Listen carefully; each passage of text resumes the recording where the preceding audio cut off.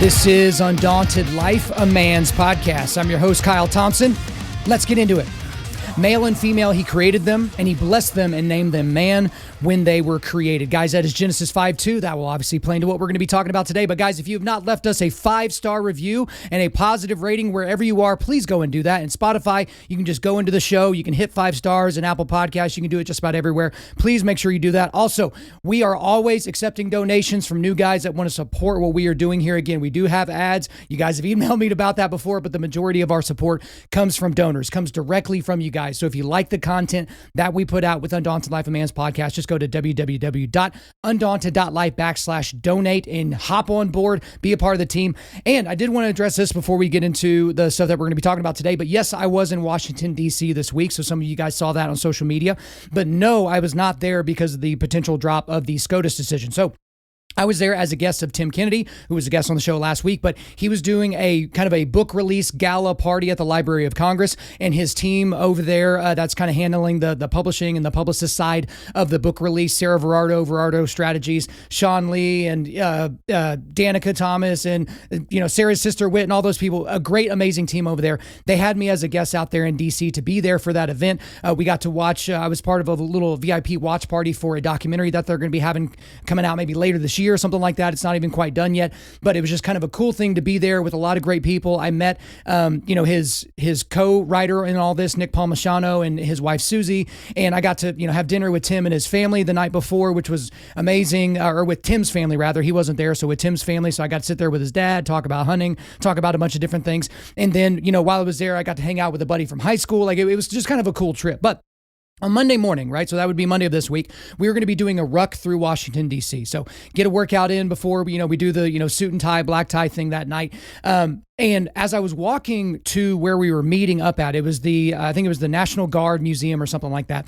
I walked by the U.S. Capitol because it's like, I'd never seen the Capitol before. I'd never been to D.C. So I walked by it. And then as I'm walking around to get where I need to go, I see the Supreme Court. And then I see a bunch of media and a bunch of protesters. So I talked to one of the media members. I was like, hey, what's exactly going on? And they're like, hey, the Dobbs case is going to be announced this morning. That was essentially the buzz that was in the air, is that literally like 15 minutes from the time I talked to that media guy, they were expecting the Dobbs case that could potentially overturn Roe v. Wade to go down. And so I went down there, and here's the interesting thing. Once I went down there, there were pro-life protesters right next to pro-abortion protesters. The pro-abortion protesters have their megaphones, so do the pro-life people. But the pro-abortion protesters were, screaming and doing all their different things and all that. And they were doing it unimpeded. Like I literally could have walked up to them and went boop right on their nose. Like there was nothing that would have stopped me from doing that. And yet there was Capitol Police that was surrounding the pro-life protesters, right? The people that were out there peacefully protesting. I could not have walked up to them, right? Because they were surrounded by police. I had their bikes kind of set up, which doesn't that tell you a lot about both sides of this issue? The pro-abortion people can scream and holler and say these horribly evil things and do it unimpeded. But if pro-life people get out there and basically say, yeah, we probably shouldn't allow people to murder their babies, then they have to be protected by police because they're not safe. So, and as everybody knew, like the decision didn't come down. So it was a lot of build up for nothing, but that was interesting. But yes, had a really, really good trip out there. Tim and I will be doing some more stuff later on this summer. Like I told you, we're going to be doing another interview, doing some training with him and stuff like that down in Texas. So a lot of great time, but again, just shout out to Sarah Verardo and her team over there. It was an amazing time. I got to spend time with Chad Robichaux, got to meet him in person for the first time. Got to spend some time with a lot of Tim's SF buddies and all the people that he's gone through all this military training with. And then, some of his friends that he trains with down in Austin. I got to spend a little bit of time with the senator from North Carolina, Senator Tillis, who kind of helped coordinate some of the stuff that was going on whenever we were trying to get people out of Afghanistan. But there, I'll go ahead and put a bow on it. It was a really, really good time, but I know a lot of people were wondering, kind of why I was standing next to Tim Kennedy and why we were both in tuxedos. So that's basically how that goes. Now, guys, I'm looking at the time this morning and I got a bunch of stuff I got to get going today. So I'm going to announce what we're doing for the quick hitters segment, but I may not actually be able to do it. So I'm going to announce what we're going to be doing, but what might end up happening is I'll have to record this as a separate episode maybe later. So, we'll see how it goes. I might be able to, get all this in, but this is what we will be going over in the quick hitters, either in this episode or the next one. We're going to be going over the attempted assassination of Supreme Court Justice Brett Kavanaugh by a left-wing pro-abortion anti-gun Democrat. Also, the major report detailing massive sexual abuse in the Southern Baptist Convention. The drag show at a gay bar in Texas here a couple weeks back where parents subjected their children to child abuse. Major League Baseball players standing up to the LGBTQ plus revolution because of their Christian faith. And then Fox News joining the LGBTQ plus revolution. So we'll see if we can get to all that. But today, we're going to be doing a review of the smash hit documentary from Matt Walsh over at the Daily Wire called What is a Woman? This has been talked about all over the place. If you're anywhere in the conservative media sphere or blogosphere or Twitter sphere or whatever, everybody's talking about this. If you're on TikTok or Instagram or whatever, there's clips of this all over the place. I'm sure by now most of you have seen it because the Daily Wire has gained tens of thousands, if not hundreds of thousands of subscribers to what they're doing so that people can go and watch this documentary. So this documentary was hilariously and perfectly released on the first day of Pride Month, a couple of weeks back. And it's been a just an absolute smash for them. So the Daily Wire actually reported that on the day the documentary released, that they got more new subscribers in that one day than at any other point in the company's history. So with any of the stuff released by Candace Owens or, Ben Shapiro or any of the movies they've done, they've gotten more traffic because of that. And the documentary is available just for Daily Wire members, which has made some people mad. Like, hey, why, if it's so important, why not put it out there for free? But everybody makes content and that content costs money. And if it's of value, you should pay for it. Again, I talk about it with people that are mad about us having advertisements or asking for donations or something like that. It's like, dude, we don't do this for free. We can't operate and do this for free. Like nobody would expect you to do your job for free. So why do you expect that of other people? And so guys, there are entities out there like Undaunted.Life, like the Daily Wire, like Blaze Media, like all these different entities, support these people with your dollars. For a lot of people, it's like $9 a month, $10 a month, and you can get all this amazing, great content. And it's just funny to me how you don't even scoff at Amazon Prime or, Netflix or any of these other places. And these are companies that hate you and your point of view. And yet you scoff when conservatives ask for money. But I'll get off my high horse there. But the clips of the documentary, again, are all over social media. A lot of you guys have seen it. If you've not seen it in its entirety, you need to go become a member of the Daily Wire and check that out. So what the documentary is about, for those of you that aren't aware of it, is it all started on Twitter a few years back because, Matt Walsh would talk on a show about transgenderism and kind of the history of it and all that. And then it occurred to him one day to just ask this person that he was arguing with the simple question, which is, what is a woman? Because it's like, you see all these circular definitions of what a woman is. A woman is anyone that identifies as a woman or as whatever this. And the thing is he realized pretty quickly that people couldn't answer the question cogently, right? As if they could answer the question like, what is a cup? What is a phone? What is a dog? They can answer that straightforward, but they couldn't answer what is a woman. And so that led to him basically for over a year preparing to make this documentary and release it. And it couldn't be coming out at a better time because we see all this convergence, in Pride Month, all this unbelievable social contagion of what's happening in the LGBTQIA, whatever plus lobby, especially when it comes to the trans side of things. And so they made this documentary. It's coinciding with the release of the book. I'm not reviewing the book. I'm just, reviewing the documentary for today. So as you would imagine, and we'll get into the specifics of the documentary here in a second, the critical reception was just astounding, right? Because again, like I said, a lot of people on the conservative side of things, the Christian side of things, the sensible side of things, they love this. But then when you go to Rotten Tomatoes, what's interesting about the Rotten Tomatoes scores is when the scores from the critics is incredibly, incredibly low and the score from the audience is incredibly, incredibly high. Typically that's when it's a movie that's like just a crowd pleaser, but the critics are like, oh, I don't want to like this. Or you see it in the opposite way where it's a super woke movie that's like 98% from the critics and like 14% from the people. But the interesting thing about this is that there are basically no reviews from critics on Rotten Tomatoes. The reviews are only from people that have actually seen the film that are fans. And so I think as of the last time I looked, there was one review and it was somebody that actually works with the Daily Wire. It's their entertainment, one of their entertainment reporters or something like that. And so the scores, it's basically not even, registering, even though I think as of right now, it is still the most viewed at-home streaming documentary in the country. Okay. But the reason is because a lot of critics are refusing to review it. Right.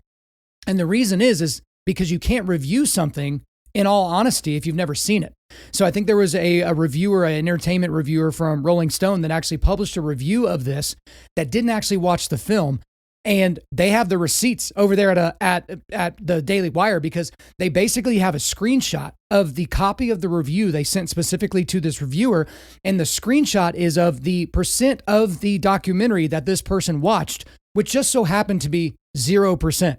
So the person writes a review of how this is the most transphobic, awful documentary ever recorded, and yet had watched 0% of it. And the reason why these people aren't watching it, and even if they have watched it, why they're not reviewing it, is because it's a destruction of their worldview.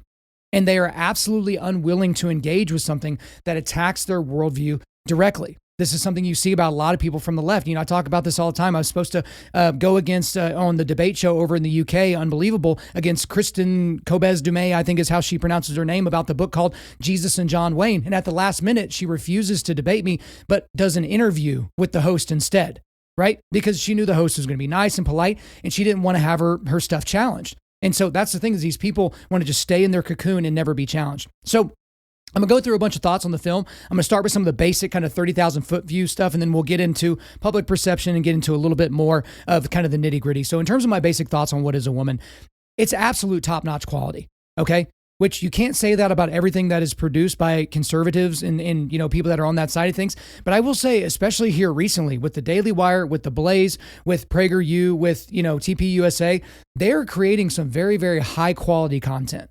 Right? So this is quality that you would expect to see in it's not a major motion picture because it's a documentary, but any documentary that you would assume would be high quality, like on Netflix or Amazon Prime or anything that you used to, rent at Blockbuster back in the day. So it's absolutely top notch. And here's the other thing about it is the documentary itself is when it's not like scary and sickening, and we'll get into some of those parts here in a second, it's actually legitimately funny. Okay, because Matt Walsh just really deadpans throughout the entire thing. And to combine it with my next thought is Matt Walsh might be the only person in conservative media, in conservatism, that could pull this off. Because I'm not sure I've ever seen Matt Walsh smile. Like, I followed his blog for a while, I followed his show for a while. I'm not sure the guy has smiled, like ever in his entire life. If you have photographic, evidence of such, you should let me know, because I'm sure I've never seen the guy's teeth for any reason.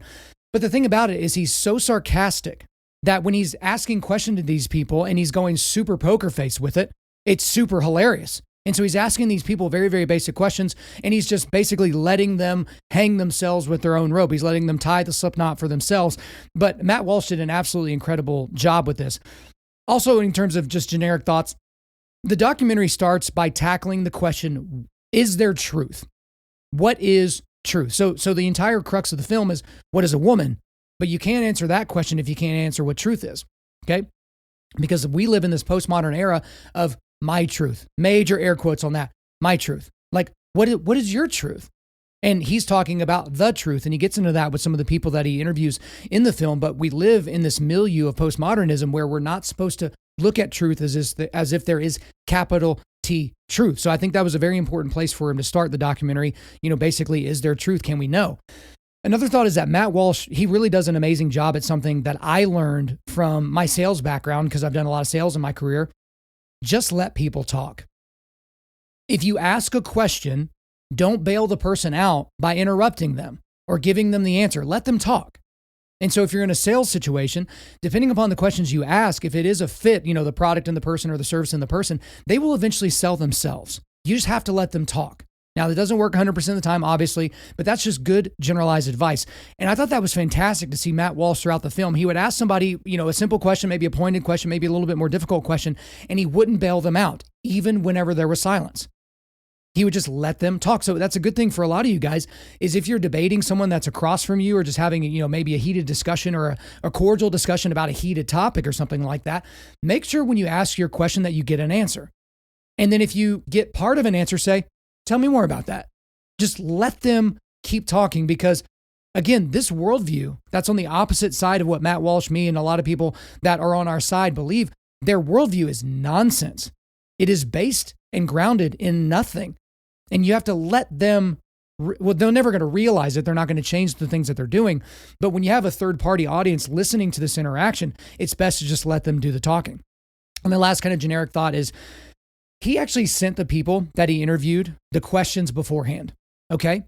And all the people still agreed to do the interview. So he was interviewing people that do these, so-called gender reassignment surgeries. He was, sending it to people that were, non-binary counselors. He was sending it to people that are professors in gender theory and, all this other stuff, like people that are proponents of this worldview.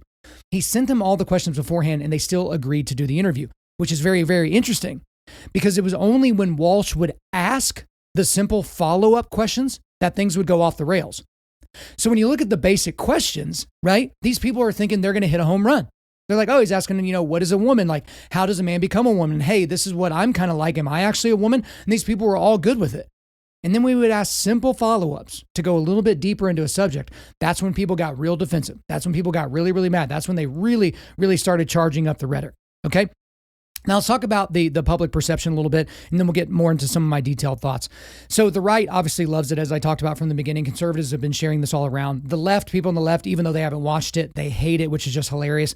Now there was an interesting thing that happened the night of the release of the film. So they released it 7 p.m. Central Time or Eastern Time or whatever on a particular night on June 1st.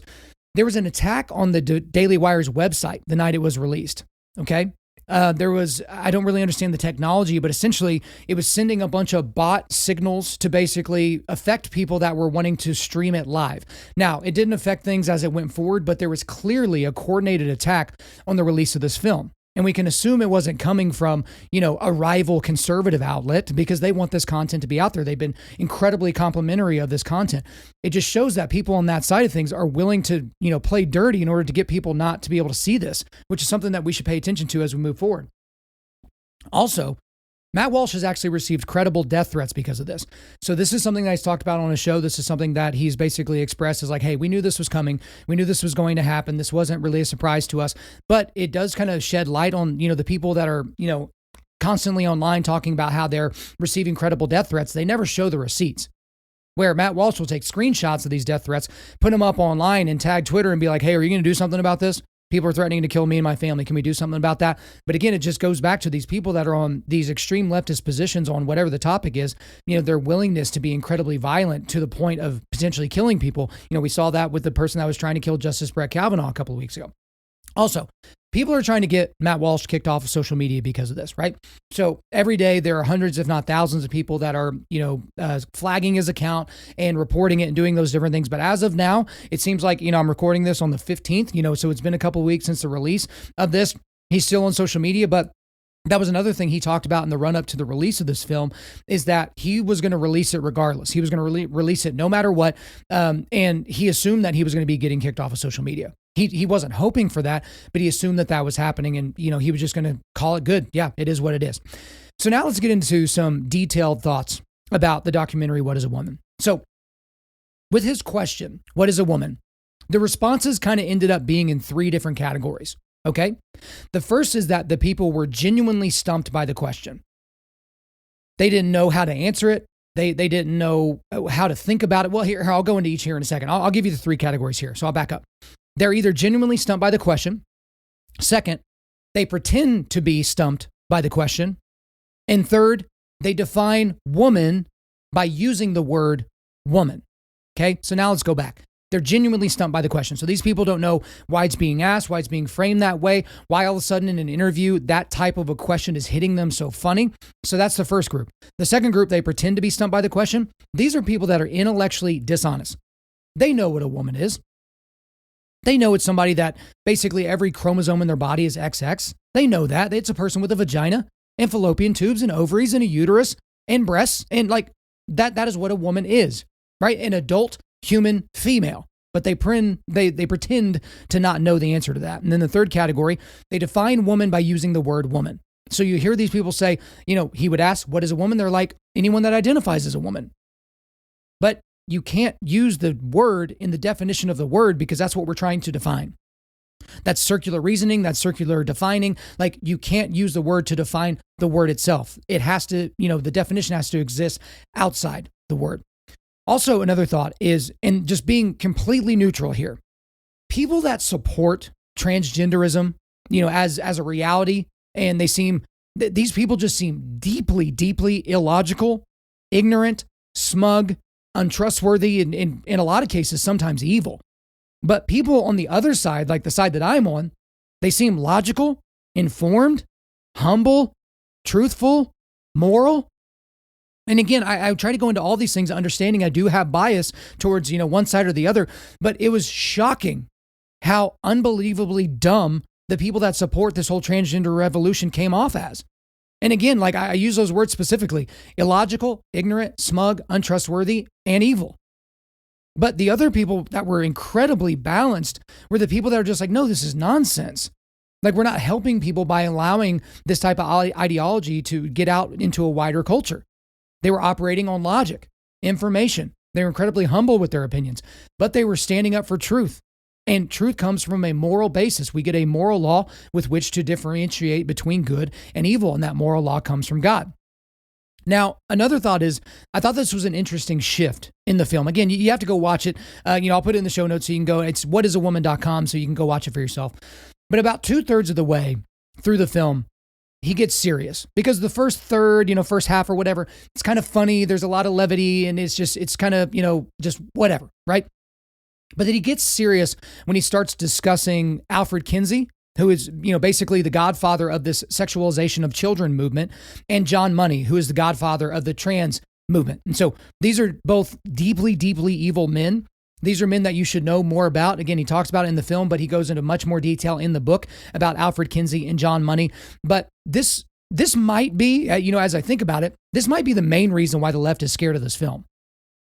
At least it's one of the main reasons, because these two men basically used pseudoscience to foster this sexualization of children and this idea that a child could change their gender. That, especially John Money, there were these two twin boys that, one of them had their penis was basically burned off during the during the circumcision, right after they were born.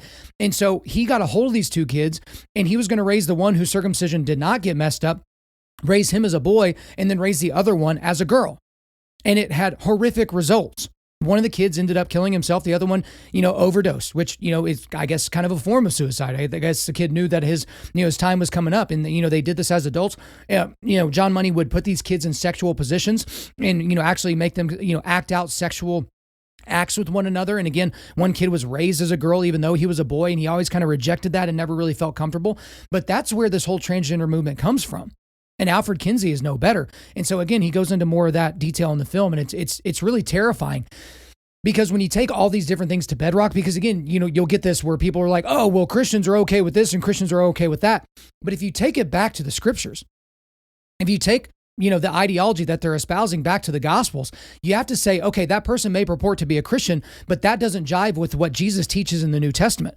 That doesn't jive with the moral law that is given to God, or given from God, rather, to humanity, right? And so it's like, yeah, you can say you're a Christian, but categorically you're not, because when we go back to bedrock, when we go back to the source material, it's not the same. But when you go back to the source material of the sexualization of children and the trans movement, it goes back to some incredibly dark and evil places. And a last thought here in terms of, really detailed thoughts is towards the end of the film, Walsh gets into the social contagion part of this whole thing, especially when it's pushed in Hollywood and social media and by teachers. And that's one of the biggest points here. And that's one of the biggest concerns for you guys as parents that have kids in, public schools or places where they may be hearing these types of things, is in Hollywood, we see a push of more trans content, right? Especially this Pride Month is the loudest, most obnoxious Pride Month maybe in history. But then you see all this on social media. There are, social media influencers that have millions of followers on Instagram or TikTok, or, subscribers on YouTube. And these are trans people that are encouraging other people to become trans. And you have teachers that are encouraging children to become trans. So a girl is kind of, more boyish in the things she likes. Maybe she likes trucks and the color blue and playing baseball and, getting her knees all scraped up and roughhousing. And a teacher is going to take her to the side and say, you know what, you might actually be a boy. And depending on the state that she's in, they might start the transition. Right? Let's transition them at school, give them a different name, maybe even get them some different clothes. And then let's get them to a doctor who will not basically be able to stop the parents, from them giving her, drugs that are going to change her forever. It's not going to change her into a boy, but they're just going to change her and eradicate her ability to maybe have, sexual pleasure in the future, or have children, or basically lead a life that isn't just fully full of complications, right? But the social contagion aspect is the biggest aspect of this, because the rates at which people are identifying as transgender now are astonishingly high. Because what we've always been told is, there's always been a ton of trans people, but culture and society was way too mean and bigoted, so they never came out of the closet. But it's like, it's not like that was keeping, tens of percents higher of people from identifying as trans. Like that doesn't jive, that doesn't wash. The overall idea is that a lot of kids are pretending to be trans or desperately wanting to be trans, because if you come out as trans, you're going to have hundreds of thousands of people on social media tell you how brave and courageous you are. You're going to have tons of teachers telling you how wonderful this is and how they're going to help you. And maybe you're kind of a wallflower kid. You're not a good athlete. You're not a good student. You're just kind of, amoebaing your way through school. And then all of a sudden you're a hero. All of a sudden, when they do the little pride parade in the hallways at your school, you're one of the people at the head of the parade. And you've never been the popular kid, even though it's always what you wanted, even though you would never admit it out loud. So without going too much farther down that, the social contagion piece of this is very, very important. It's something that we really need to think about, especially as parents. But now we need to get into some of the most memorable figures that were in the film, What's a Woman? What is a Woman? So the first memorable figure that we see is Dr. Marcy Bowers. So she is the most prolific, gender reassignment surgeon in the United States. So I'm using these phrases and titles loosely because there's no such thing as gender reassignment, but she's one of the most prolific reassignment surgeons in the United States. And she admitted that someone, and this was crazy in the film, she actually admitted that someone that wanted to have their arm cut off, because Matt Walsh hit her with this, because they identified as a disabled person, may have a psychiatric condition. And when Matt Walsh said, well, wait a minute, if there's a person that thinks that they should chop off their genitalia or chop off healthy breasts in order to, think that they are the opposite sex, does that person have a psychiatric condition? And the person's basically no. And this is a person that operates on minors, has done operations on minors to remove breast tissue, to do phalloplasties by removing, pieces and tissue from other parts of the body to create this phallic-like thing. They basically sew a fake penis on top of the girl's vagina, and it's a horrific thing. So that's Dr. Marcy Bowers. Then you have Dr. Michelle Forcier. So she's maybe the biggest villain in this entire film. So she's a sex reassignment pediatrician and an abortionist, and she has teal hair. So that's the worst trifecta of a person maybe on the absolute planet, right? But this is the big quote that a lot of people were making fun of, oh my gosh, this person is crazy, is Matt Walsh asked her, she asked Matt Walsh, does a chicken cry? Does a chicken commit suicide? Because he was basically talking about how we don't assign female to female chickens. We just observe biologically what they are. And, they're obviously not a male chicken, so they're a female chicken. And the person literally responds was, does they cry? Does a chicken cry? Does a chicken commit suicide? It was flabbergasting to hear this woman talk. She also said that medical affirmation begins, this is a quote from the film, medical affirmation begins when the patient says they're ready for it. Again, this is a doctor. This is a pediatrician. This is someone who works with little children, saying the medical affirmation of what someone purports to say about their gender begins when they say they're ready for it. So imagine your kid's got the flu. Right?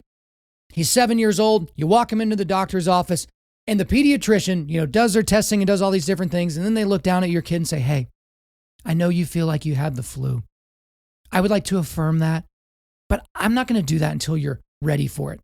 So I'm going to withhold treatment until you're ready to deal with what you feel inside, which is that you have the flu. Can you imagine how ridiculous that would be, guys? Think about that. But that is exactly what people that work in this field, which it's astonishing it's even a field right now, this is what they're doing and what they're saying. Also, this woman, again, biggest villain of the film for me, she says that you can pause puberty. That's what she claims, is that, if you do puberty blockers for these little boys and little girls, there are no issues and no negative consequences whatsoever. It's just something you can pause.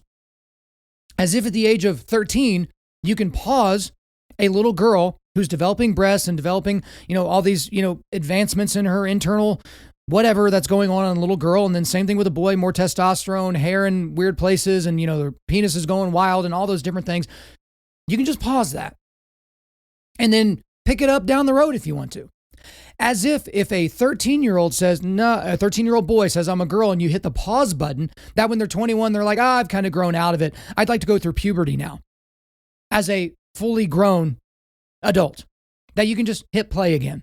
This is what she claims. Of course, there's no basis for this, but she does claim that. And the last thing on her, they brought up the chemical Lupron, right? This is something that has been given to sex offenders to chemically castrate them. It is a castration drug, but they're using that, and pediatricians like her, again, her name is Dr. Michelle Forcier, they're giving Lupron to children in order to transition them. Major air quotes with that, transition them. Okay? Now, if they can give the same drug to fully developed physical adults to castrate them, right? Sex offenders, pedophiles. What do you think this is doing to a child who's still in the growth phase of their life, right? And then there were some other people. There's Dr. Patrick Granska, I believe. She's a gender studies professor, my bad, I misgendered the guy. This is an actual biological male that identifies as biological male, which means cisgender apparently. But he is a gender studies professor at the University of Tennessee. And he really got agitated immediately as soon as Matt Walsh started bringing up the discussion of truth and reality. So again, this is a guy, and he's probably the one that talked in the most amount of circles. He is the atypical college professor.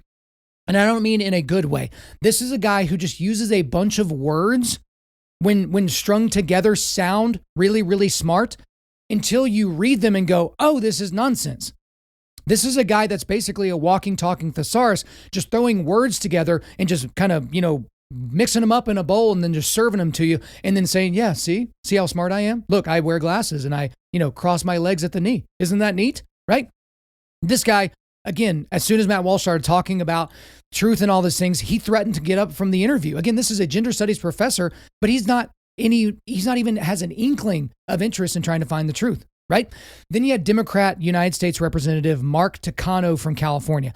I have no idea who is on this guy's team, on his media team, but how they allowed him to sit across from Matt Walsh is astonishing. Like, these people are morons that they allowed this. But this is a guy that's a big proponent of the Equality Act, which would add sexual orientation to the 1960s Civil Rights Act, which is absurd. But what was interesting about this interaction between him and Matt Walsh, again, Matt Walsh is very deadpan, just asking questions, is you could tell at one point that the representative, Mark Takano, was like, oh no, I don't think this is going the way that I want. Because he starts cutting his eyes to his staff that's off camera, or I'm assuming it's his staff. And he starts kind of sort of answering questions and keeps looking over at his staff. But at one point he goes, okay, the interview's over. And he immediately stands up, starts taking off his lapel mic and all that. And there's kind of one of the famous parts of the film is where, the guy gets up and walks off. And Matt Walsh is like, hey, I just have one more question. Like, I just want to know what a woman is. And his staffer, Mark Takano's staffer in the back goes, and you'll never find out. Right. So that was an abruptly ended interview.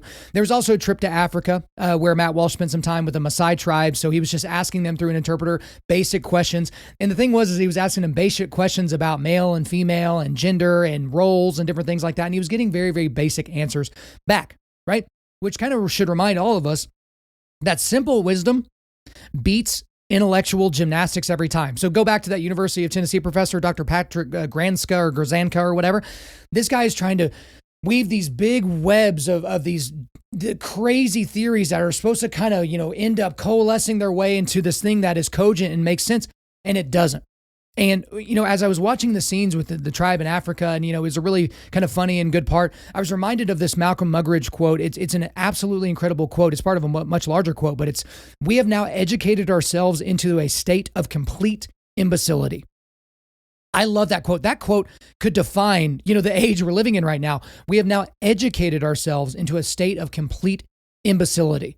So when you listen to one of these, basically gender theologians is what they pretend like they are. These individuals have just educated themselves and read so many books and written so many papers and been patted on the head for this nonsense for so long that they become an imbecile and they have no idea. And this may not be toothpaste that they can ever get back into the tube. But then we also have Scott, Kelly Nugent. Okay. So this is, someone who was convinced to transition into male. This is a biological female named Kelly that was convinced to transition into male.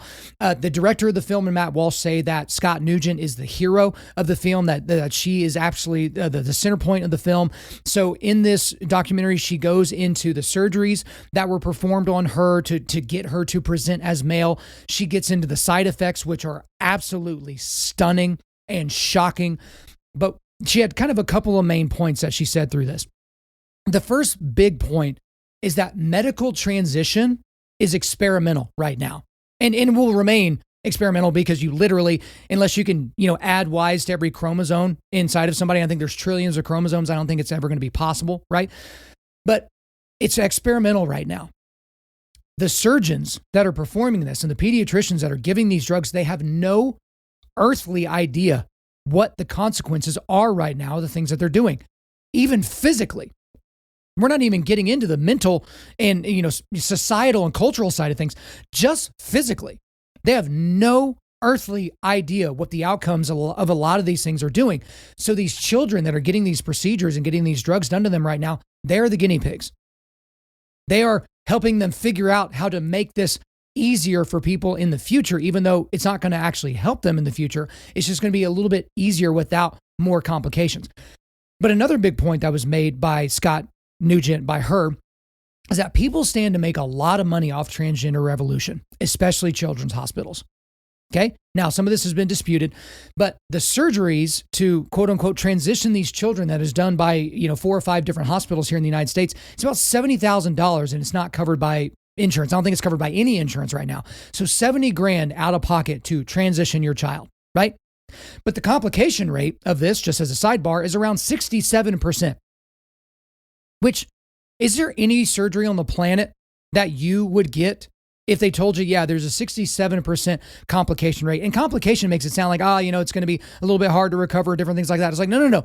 67% chance that it could kill you, that you could get a crazy infection that's going to, severely shorten your life or affect your ability to have a good life. A lot of people that have gotten some of these surgeries, to mess with their genitalia, they basically are constantly dribbling piss on themselves because, their urinary tracts don't really work. They're just kind of opening these people up and taking a guess at this point. But also, there's about 1.3 million in revenue that is estimated that pharma gets per trans kid. Whether it's Lupron or other drugs or something like that, $1.3 million of revenue per trans kid. So guys, you should fully expect for Pride Months to get louder on the trans stuff. That big corporations are going to constantly come out there and say more and more positive things about transitioning children. And, we'll get into this when we talk about the Fox News stuff, because Fox News kind of did something here recently where they were basically propagandizing on behalf of some of this gender transition nonsense that's happening in kids. And again, the most people that sponsor Fox News are pharma companies. So you can see a direct correlation, but I'll get more into that maybe later today or maybe tomorrow or something like that. Another main character is this Canadian father, where these Canadian physicians, and we never got the person's name because we had to hide his identity, but Canadian physicians can legally administer, so-called gender transition drugs to children without parental consent. Again, Canadians, what are you still doing there? You can't stop these things anymore. The government's too far gone. What are you doing there still? But this father spoke out about this nonsense that was happening to his child that was being transitioned by these, Dr. Frankensteins up there in Canada. And he was arrested for that, fined $30,000 for misgendering his 13-year-old daughter. So he's out on bail. He has his trial, I believe, later on this year, but he's another kind of a center point of the film. And then I just need to throw this person out there as well. I think the person's name it's Nye Akami. Okay, so this is clearly a white guy who is clearly a dude that's, transitioned into a woman or pretended to transition into a woman at some point, transgender. But this person said he's Wolftherian. Okay? Wolftherian. I'm not even going to try to spell it because I did my best just so I wouldn't say it's stupid in my notes. This person identifies as a wolf. So this is a young man who transgendered himself into being a woman at some point, and then being the big anime fan that he is, decided that he was actually a wolf. Like, again, this isn't a main character of the film, but I bring this person up because it just shows the logical outworking of this whole identity nonsense, that you can identify as whatever. And I hit people with this. I have some interviews coming out later and some different things like that where I hit people, especially Christians, that are all too polite to use someone's chosen pronouns, right? So this a biological woman that identifies as a male and using male pronouns because they're like, I don't want to be incendiary and I don't want to be needlessly offensive. But there is no logical stopping of this because there are people that are called furries, that they identify as animals. So if I come over to your house and you say, oh, this is my son, he's a dog, would you mind getting him some food? I'm not going to go get him kibble. I'm going to make him a sandwich and tell him to sit there and stop being an idiot. I'm definitely not going to take him on a walk. There are people that identify as furniture, right? But if you identify as a lazy boy recliner, I'm definitely not going to sit on you and wait for the handle to pop up so my feet can be up in the air. Sorry, not doing it.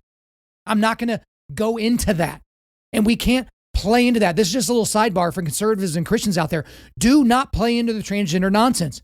Do not get woke Christians to convince you that you're not being loving by using their actual pronouns that are in concert with their biological sex. Okay? If they're going to be so offended that they can't talk to you, if you refer to them as he and or her or whatever, which assigns to their actual biological gender, that's probably not someone that's worth talking to. Or just use their name. Because I don't care what your name is. If you were born Sam and you want me to call you Sally, that's fine. I'll call you Sally. But again, don't play into the nonsense that it's polite or loving to call these people by something that is opposite to the truth, because then they're making you a sinner by proxy. Okay, don't do it. So let me kind of go into my overall thoughts on What is a Woman, because it really was a fantastic film. But I guess some overall thoughts is like, people are really dumb. People are really, really stupid. And many people do not spend any time thinking about this issue specifically. So I was just talking to a buddy of mine yesterday about abortion. And, he's been doing a lot of thinking about abortion because of Roe v. Wade stuff. And he's a really kind of cerebral guy, and he likes to kind of break things down, very engineering-minded guy. He's actually in my foxhole. So if you remember me talking about Brandon Beard Rowley. So I forget what nickname I gave him, but I was talking to him about that. And, I brought up some arguments that he never heard before. And I was like, Brandon, the reality is that most people don't spend any time thinking about these topics. Most people have not thought about the abortion topic longer than 5 minutes. And then when you talk to them and ask them follow-up questions, that's when you really get to bedrock on a lot of these different ideologies. And that's why it's so important to get to bedrock on all these ideologies. But it requires people to actually do some thinking. So the people that are really, really learned in these different subjects, they were still really, really dumb. But the overwhelming majority of this kind of man on the street stuff he did, just going up to talk to people on the street, these are just ignorant people. They've done no thinking about this topic, and yet they're willing to hold up a sign at the Women's March, right? So that's kind of an overall thought. Another one is Matt Walsh and the Daily Wire have gotten quite a bit of criticism for this. So Matt Walsh is a Catholic. He's a Christian. But at no point in this film do they use any biblical references at all, okay? And again, right from the very, very top of this, I talked about kind of the most basic one, which is Genesis 5:2. Male and female, he created them, and he blessed them and named them man when they were created, right? And so I think that's very, very important to talk about, because where is our truth grounded? And that's where our truth is grounded. And so a lot of prominent people have gotten on to Matt Walsh for not making biblical arguments, for not bringing it back to the Bible, not bringing it to, back to male and female, he created them, right?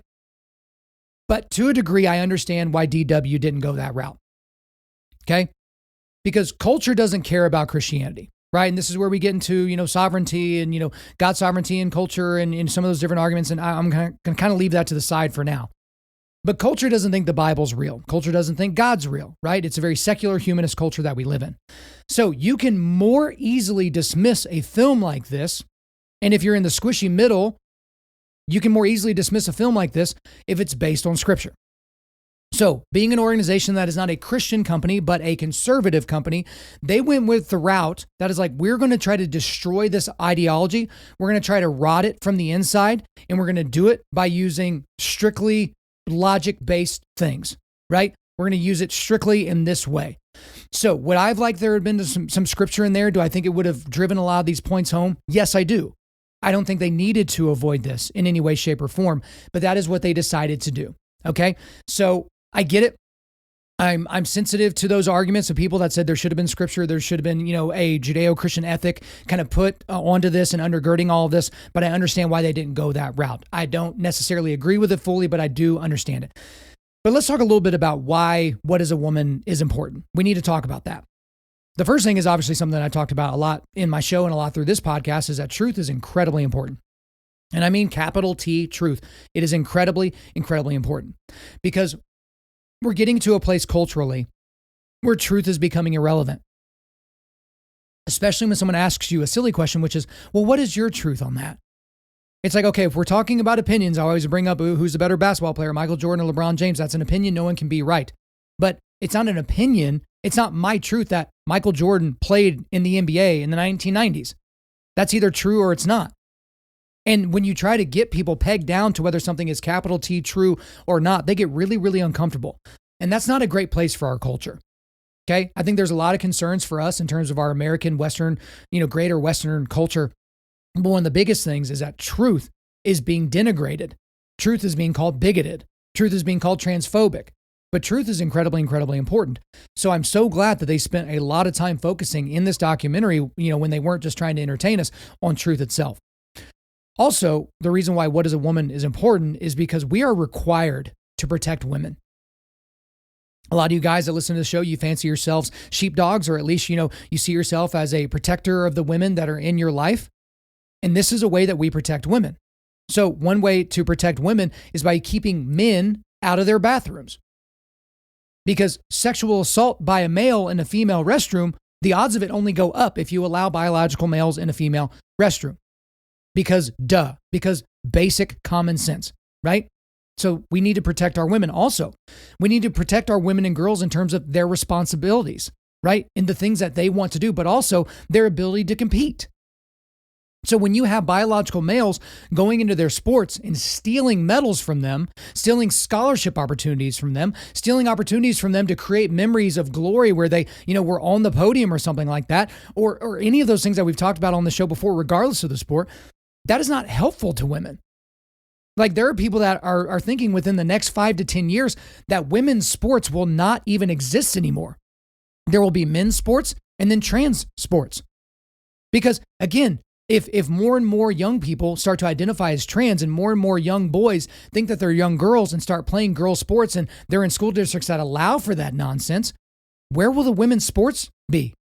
There have been people that have actually suggested, and I think this is a stupid suggestion, there should be men's sports, biological men's sports, biological women's sports, and then a trans league. But I think that's dumb. We shouldn't even give them that as an option. You should play the sport that aligns with your biological sex. It's just that simple. But just like we are required to protect women, we are also required to protect children. Okay? Again, as I talked about earlier, these trans children, which isn't even a real thing, they're lab rats. So in your politeness, conservative Christian, in your politeness, you might be tut-tutting people or, kind of clapping along and whistling past the graveyard as they're marching children to the gallows of one of these, pharmaceutical companies or one of these pediatricians or one of these surgeons that think, yeah, we can fix you. That, no, you're not just a masculine little girl or a feminine little boy. You are actually the opposite sex. So let's change that for you, right? We have to stand up against that. Again, we're here to equip men to push back darkness. What is more dark than this revolution that's happening with children? Okay? Because here's the other thing that I just kind of realized as I was watching the film is kids just can't be weird anymore. They have to be LGBTQIA+. Right? Remember, all of us grew up with weird kids. Some of us were the weird kids at different points in our life. But again, you can't just be a weird kid. You can't just be a wallflower. You can't just be a non-athlete. You can't just be a bad student. You have to be LGBTQ. You have to be queer questioning. The only way that you are able to get acceptance is if you put a rod through your nose, dye your hair color, and say, no, I used to be this, now I'm this now. Right? That is a shocking thing that we've allowed in our culture. And that's not protecting children either. And so I look at, these future conversations that I plan to have with James and Squish when it comes to stuff like this is how I'm going to teach them to love these kids that are very, very confused, that may have evil, confused parents, these parents that just want to carry around a trans kid as if it's an accessory on their, bracelet or something like that. It's Munchausen by proxy for a lot of these kids. You've heard a lot of people say that. It is very, very important that I show my sons how they can love on those people in a way that Christ would love on those people, but also to tell them that what they're doing is sinful and not true. Someone in this whole scenario, sin is driving this. This is a bastardization of something that God gave us, which was maleness and femaleness. So we have to protect our women and we have to protect our children. Okay? And the other reason and the last reason here that I'll talk about in terms of why What is a Woman is important is because it is equipping us to push back darkness. It's equipping all of us to push back darkness. Because again, part of the reason why I talk about the things I talk about on the show, because there's a lot of people in this Christian men's space, all they do is theological talk, all they do is Bible talk and all that. And those are great resources. And I think you guys should take in that material. Absolutely. But then where a lot of those things fall short is you have no idea how to apply that scripture to everyday life in the place where you live. So you want to get mad and go down and scream about critical race theory, that's in your kid's classroom, and yet you have no idea how to fight against that. I talk about it all the time. And again, if you're trying to push back against this transgender nonsense, whether you're in a purple state that's trying to figure out, where should we go on this? Should we keep boys out of girls' bathrooms? Should we keep boys out of girls' sports and all those different things? You have to be equipped to have these arguments. You have to be equipped with the knowledge about where these ideologies come from, these evil pits of hell that these arguments come from and these ideologies come from, or you're not going to be able to push back effectively. Because if you just go in front of the school board and read through Genesis, it's not going to have the intended effect that I think you do. And I'm not saying that scripture isn't sufficient for this situation. What I am saying is that you need to apply the scripture in a way that can affect public policy so that darkness can be pushed back, so that you can be equipped with the knowledge in order to push back that darkness. So I'm going to wrap up here with my rating. We are not going to be able to get to the quick hitter, so I'll be able to get that to you hopefully later on. So you guys got a bonus episode. So again, don't ever say I never did anything for you. But if I were IMDb, Internet Movie Database, I would give this a 9.5 out of 10. The reason why I'm not giving it full 10, right? 10 out of 10. A couple of things kind of were a little odd to me in the film. So Scott Nugent, Kelly Nugent, who's the hero of the film, at one point starts crying, and I'm pretty sure they were crocodile tears. I think that she was trying to gin up emotion that wasn't really there, and they kind of elevated the music in that part of the documentary, and music is used as a manipulator, whether it's, in a documentary or a worship set or something like that. It's always used to kind of manipulate your emotions, and I didn't really buy the tears. And the thing is Scott didn't need to produce any tears. Like, what she was talking about was astonishing, right? And something that needs to get out to more and more people. So the crocodile tears were just not necessary. So I thought that was a little odd. And also, I didn't feel like there was a big black and white distinction made in the film between sex and gender. Because that's the big thing. These proponents of this ideology, they say sex and gender are different. But I don't think that Matt Walsh and the people that made the film really made that distinction super duper well. So that's the only reason why I'm docking it a 0.5 point on my fully made up IMDb scale. But if I was doing this on Rotten Tomatoes, I don't really know if you give it a fresh or a yes or a thumbs up, but this would get thumbs up. And to all you kids out there, all you Sissel and Ebert kids from the 90s, you're watching films in the 90s, I would give this 2 thumbs up. So you guys absolutely need to make your way over to whatisawoman.com or go to Daily Wire and check that out. And then you can make that happen. But guys, I'm going to go ahead and skip the quick hitters just like I told you. We're going to get into that maybe later today or sometime later on in the week. Maybe I'll even do a few bonuses, but we are going to wrap towards the end here. But before we let you go, we are going to do a quick resilience boost at Undaunted.Life. Our mission is equipping men to push back darkness with content that forges spiritual, mental, and physical resilience. So I've got a link to whatisawoman.com where you can go to Daily Wire and subscribe to get that. And then, all these other links are for the quick hitter. So I'll go and skip to the end here. But guys, thank you so much for listening to the show. We do appreciate it. Wherever you're listening to this, please subscribe, rate, and leave us a positive 5-star review. If you want me to come speak live at your event or on your podcast, just shoot me an email to info@undaunted.life. That's info@undaunted.life. You can also follow us on Instagram and like us on Facebook and check out our website for everything else, including how to donate to keep more content like this coming your way. Just go to www.undaunted.life. And as always, we want to thank the band August Burns Red for allowing us to use their music for our content.